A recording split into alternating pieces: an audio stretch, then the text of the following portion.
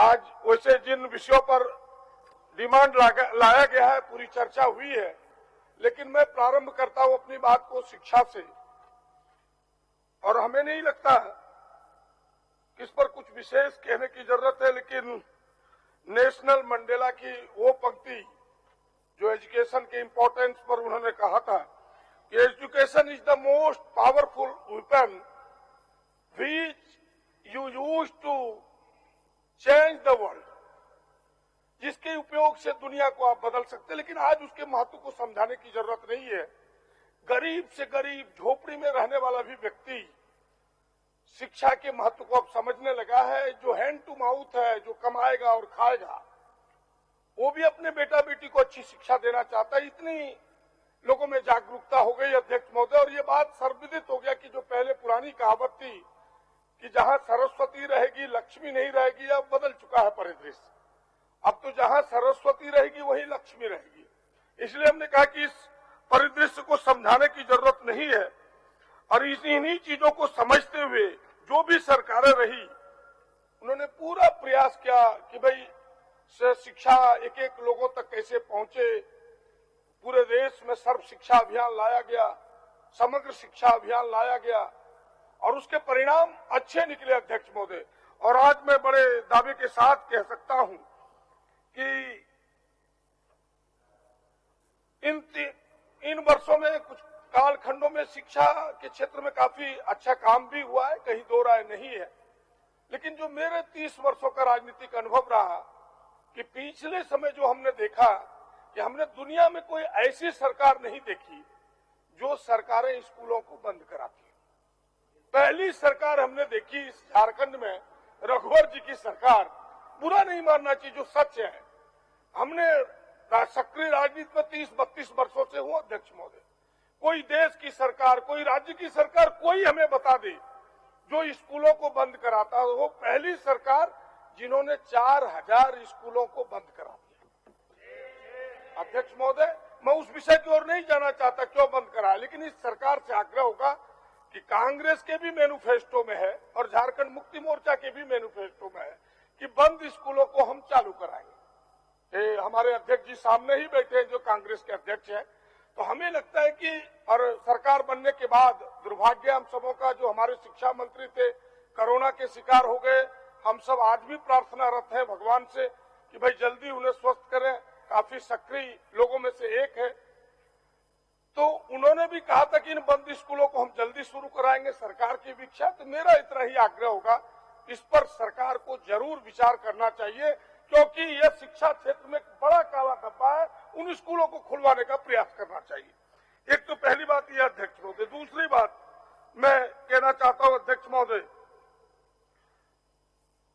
दूसरी बात ये कि जो मैंने कहा कि भाई शिक्षा के क्षेत्र में अच्छा काम हुआ है और उसके कई प्रमाण है कि अगर आप देखें तो नेट एनरोलमेंट रेशियो देखें तो प्राइमरी स्कूलों में तो 90% से अधिक है अध्यक्ष महोदय, और ये राष्ट्रीय सर्वे बताता है, ये झारखंड का। लेकिन उससे थोड़ा अगर ऊपर जाए तो माध्यमिक शिक्षा में वो 40% के लगभग है अध्यक्ष महोदय, और उच्च शिक्षा में तो वो 25%, यानी 75% बच्चे जिन्होंने कल पढ़ाई प्रारंभ की वो हायर एजुकेशन तक हमारे नहीं पहुंच पाते। कई कारण है उसके, ये हमारे लिए चिंता का विषय है। ये कैसे ठीक ठाक हो, सरकार को गहनता से इस पर विचार करना चाहिए, चाहे किसी की भी सरकारें हो। ये इस पर काम करने की जरूरत है, जो मैं आग्रहपूर्वक कहना चाहूंगा अध्यक्ष महोदय। कुछ क्षेत्रों में तो काफी अच्छे काम हुए, जैसे प्राइमरी स्कूलों के इंफ्रास्ट्रक्चर, आज कोई कमी नहीं है, लगभग अच्छे स्कूल बनके तैयार हैं। शिक्षक छात्र के अनुपात भी बेहतर हुए हैं। जो नेशनल रेशियो है लगभग उसी रेशियो में हम भी चल रहे हैं प्राइमरी स्कूलों पर। लेकिन हायर एजुकेशन को यदि देखें अध्यक्ष महोदय, तो हायर एजुकेशन का जो रेशियो है हमारे यहाँ वो राष्ट्रीय औसत से 3 गुना से भी अधिक है। 73 बच्चों पर एक टीचर हम दे रहे हैं हायर एजुकेशन में, जबकि राष्ट्रीय औसत 29 बच्चों पर, 29 छात्रों पर एक है अध्यक्ष महोदय। हमें लगता है कि उस दिशा में जो हायर एजुकेशन है उस दिशा में हमें थोड़े प्रयास करना चाहिए। और जो तकनीकी शिक्षा अध्यक्ष महोदय, मैं इसीलिए शॉर्ट में कुछ एक पंक्ति केवल चिन्हित करते हुए जाना चाहता हूं, क्योंकि नमूने के देख करके समझा जा सकता है कि चावल कितना सीझा है, चावल भात बना है कि नहीं। केवल आप उच्च शिक्षा को देखें तो उच्च शिक्षा उससे भी बुरी हालात में है। मैं ये इस जमाने में हुआ 1 साल के अंतर्गत नहीं है, ये 20 वर्षों के कोई प्रयास नहीं हुए, इस कारण ये परिणाम है। आप पॉलिटेक्निक केवल एक नमूना आपके सामने रखता हूं कि राज्य में 15 सरकारी पॉलिटेक्निक है। आपको सुन के घोर आश्चर्य होगा कि मात्र 4 पॉलिटेक्निक कॉलेज में आज प्रचार्य है, 11 बिना प्रचार्य के अध्यक्ष महोदय। तो ये स्थिति बताती है कि हमारी स्थिति क्या है। हमें और बेहतर करने का प्रयास करना चाहिए। इस सरकार ने प्रयास प्रारंभ किए हैं, हमें लगता है कि इस प्रयास को थोड़े और तेज करने होंगे, तभी ये परिणाम, सुखद परिणाम हमारे सामने आएगा। अध्यक्ष महोदय, केवल शिक्षा विभाग में जो उनके पदाधिकारी और कर्मचारियों के कारण जो लोगों को झेलना पड़ता है, मैं उस ओर ध्यान आकृष्ट करना चाहता हूं। आपने देखा होगा कि उस समय एक सवाल आया था कि भाई दर्जनों नहीं कहिए, सैकड़ों नहीं, हजारों केस आज शिक्षा विभाग के हाईकोर्ट में होंगे अध्यक्ष महोदय, और इसमें कहीं दो राय नहीं है। और छोटे छोटे काम है, चाहे वो जिला स्तर के अधिकारी हो, चाहे सचिवालय स्तर के अधिकारी हो। अधिकारी से तो कहीं उनके सचिवालय के कर्मचारी अधिक पेचीदे हैं। और मैं तो उस विभाग का मंत्री रह चुका हूं, एक एक चीजों को जानता हूं। उनके पास केवल निगेटिव अप्रोच है, पॉजिटिव अप्रोच उसके पास कुछ होता नहीं। हमने उस दिन भी आग्रह किया था, आज माननीय मुख्यमंत्री है, पूरी सरकार बैठी है, कि भाई इन समस्याओं को निष्पादन के लिए सरकार को चाहिए कि स्वयं एक न्यायाधिकरण का गठन करे, ताकि लोगों को हाई कोर्ट का चक्कर न लगाना पड़े। उनकी समस्याओं का निष्पादन यही एजुकेशन विभाग ही कर दे अध्यक्ष महोदय, क्योंकि हम जाए तो कहाँ जाए। और कई समस्या है एजुकेशन में अध्यक्ष महोदय। ये कहानी माननीय सदस्य, बिल्कुल, मैंने तो एक एक पंक्ति छुआ अध्यक्ष महोदय। केवल आप 5 मिनट तो आपको देना है, 5 मिनट से अधिक नहीं लूंगा अध्यक्ष महोदय। केवल मैं कह रहा हूं कि एक एक चीजों को केवल इसलिए कह रहा हूं अध्यक्ष महोदय कि ये कहानी, ये स्क्रिप्ट एक दिन में नहीं लिखी गई है, ये बरसों बरस में ये चीजें सामने आई है, लेकिन ठीक करना हमारा काम है। मैं ध्यान दिलाना चाहता हूं सरकार का कि भाई मदरसों के आधुनिक शिक्षाकरण के लिए अध्यक्ष महोदय एक योजना आई थी SP की EM। ये योजना थी special programme for quality education in madrasa. अध्यक्ष महोदय, यह प्रश्न भी आज था, वो प्रश्न में बहस नहीं हो पाया, सरकार ने उत्तर दिए है। सरकार के उत्तर ये है अध्यक्ष महोदय कि भाई ये भारत सरकार की योजना है और भारत सरकार ने 15-16 से ही पैसा देना बंद कर दिया है। हमको उससे एतराज नहीं है। मैं जानता हूं कि मदरसों के प्रति भारत सरकार को नफरत, वो पैसा देना नहीं चाहती है, ये मुझे पता है। लेकिन राज्य सरकार ने चिट्ठी कब लिखी, इससे मुझे एतराज है। राज्य सरकार ने जो पत्र लिखा है अध्यक्ष महोदय, वह 19/2/2021 को, यानी इनके पदाधिकारी बैठ के करते क्या है। इतनी बड़ी योजना, 4 सालों से उसमें काम करने वाले शिक्षकों को मानदेय नहीं मिला। एक एक शिक्षकों को 6,000 रुपया मानदेय मिलता है अध्यक्ष महोदय। 4 सालों से मानदेय नहीं मिला और इन्हें पत्र लिखने का फुर्सत नहीं है। इसलिए हमने कहा कि भाई सरकार को थोड़ी इन विषयों को गहनता से और गंभीरता से लेना होगा, तभी इसके समाधान होंगे। केवल हम पीठ थपथपा देंगे, उससे समाधान होने को नहीं अध्यक्ष महोदय। और मैं दूसरी बात, जिस पारा शिक्षक की बात आई है अध्यक्ष महोदय, मैं तो यहां से विनम्र आग्रह करूंगा पारा शिक्षकों को कि जब सरकार पॉजिटिव दिशा में बढ़ रही है, मैंने जो बात की है सरकार के लोगों से, सरकार में बैठे हुए तमाम लोगों से, कि सरकार इसका समाधान चाहती है। माननीय तमाम सदस्यों को भी चाहिए कि उन्हें समझाने का प्रयास करें कि आप आंदोलन को छोड़िए, पहले सरकार देखिए आपके लिए क्या करना चाहती है। सरकार जब कह रही है, मुख्यमंत्री ने जो भी घोषणा किया है कि हम उनके अस्थायी समाधान के प्रयास कर रहे हैं, उसके लिए समितियां बनाए हैं, लेकिन मेरा एक और उसमें आग्रह होगा कि भाई उन लोगों को डर इस बात का है कि नई शिक्षा नीति आई है, उन लोगों को यह भय समा है कि नई शिक्षा नीति जैसे ही लागू होगा, अनुबंध कर्मी हट जाएंगे तो मेरा भविष्य क्या होगा। इसलिए सरकार को एश्योर करना चाहिए कि पारा शिक्षकों की समस्या का समाधान होगा।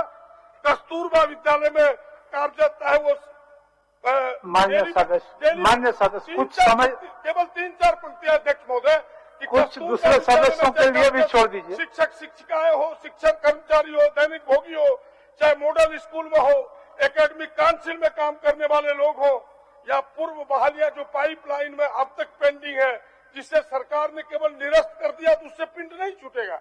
उसके भी समाधान के रास्ते निकालने में अध्यक्ष महोदय। और मैं केवल अल्पसंख्यक विद्यालयों की ओर आपका ध्यान आकृष्ट करते हुए आपके माध्यम से अध्यक्ष महोदय कि अल्पसंख्यक विद्यालयों के लिए अभी सरकार ने एक प्रयास किया, एक संकल्प जारी किया है। वो एक छोटा समाधान है, वो अस्थायी समाधान नहीं है। सरकार को गैर सरकारी सहायता प्राप्त प्रारंभिक विद्यालय नियमावली उन्हें बनानी चाहिए, जिससे उसका अस्थायी समाधान होगा अध्यक्ष महोदय। और एक महत्वपूर्ण बात कि नेतरहाट विद्यालय सबसे जो अभी माननीय मुख्यमंत्री जी उसे देखने के लिए भी गए थे, उसकी स्थिति क्या है कि 47 स्वीकृत शिक्षक बल के विरुद्ध अध्यक्ष महोदय केवल 20 कार्यरत है अध्यक्ष महोदय। इन बातों को कहते हुए केवल एक पंक्ति ये कहना चाहता हूं अध्यक्ष महोदय कि स्वास्थ्य विभाग जिसके कई उपलब्धियां हैं, उन उपलब्धियों की ओर मैं नहीं जाना चाहता कि भाई अच्छी उपलब्धि हासिल की है कि 5 वर्षों के जो मरने वाले आंकड़े हैं वो 47 से घट के 45 हुआ है 1000 में। संस्थागत प्रसव में भी अच्छी प्रगति है, कोविड-19 में बेहतर काम किया है। तमाम लोगों को मैं बधाई और हृदय से शाबाशी देता हूं। लेकिन स्वास्थ्य विभाग को थोड़ी और मशक्कत करनी होगी। उसके एक उदाहरण काफी है अध्यक्ष महोदय। हमारा नाक, झारखंड का नाक और झारखंड का नाच रिम्स है, कहीं दो राय नहीं। सारे मरीजों गरीबों का ठहराव इसी रिम्स में होता है।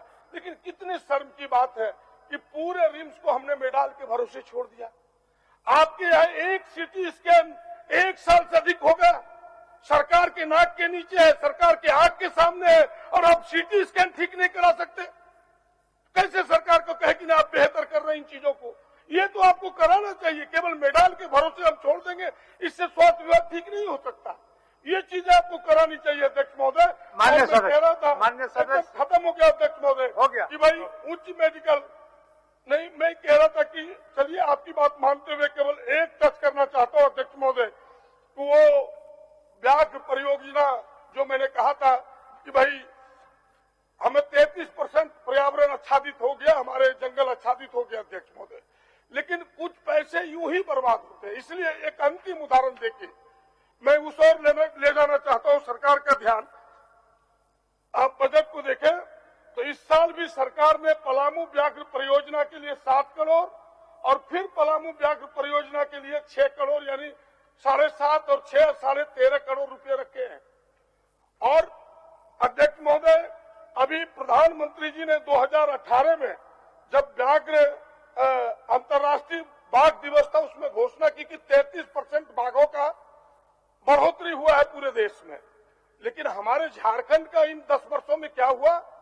अभी 11 महीने से नहीं दिखे बाघ। 350 से 50 कैमरों की जगह बदलने पर भी मिली निराशा, यानी एक भी बाघ हमारे यहाँ नहीं है।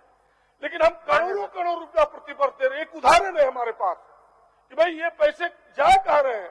या तो डीएफओ, रेंजर, उनके उच्च पदाधिकारी मिलकर खुद बाघ के हिस्से के पैसे खा रहे।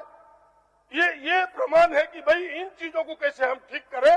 धन्यवाद। पैसे देने से केवल नहीं होगा, केवल योजना बनाने से नहीं होगा, योजना को हमें मूर्त रूप देना होगा। इसीलिए आप माननीय सदस्य डॉक्टर लंबोदर महतो, हो गया